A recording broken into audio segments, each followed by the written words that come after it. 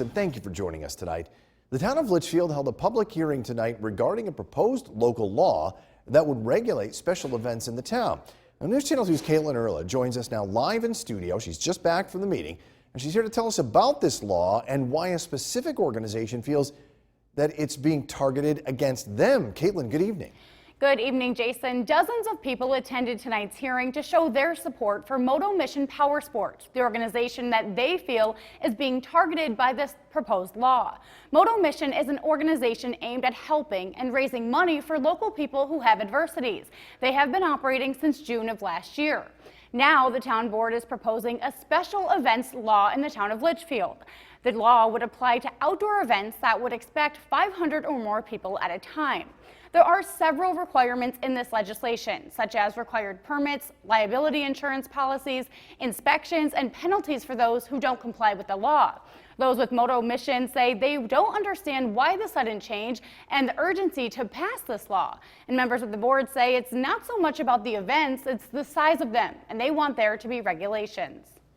The law selectively targets organizations in Litchfield. It would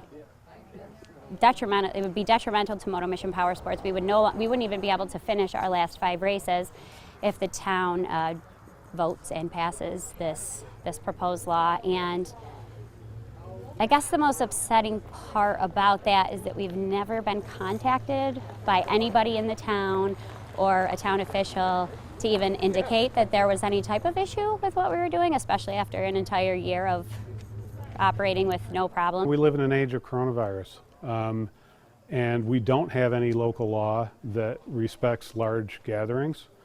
And I think that this is that we need to. We can't just kind of a punt when it comes to things like this. We need to be proactive.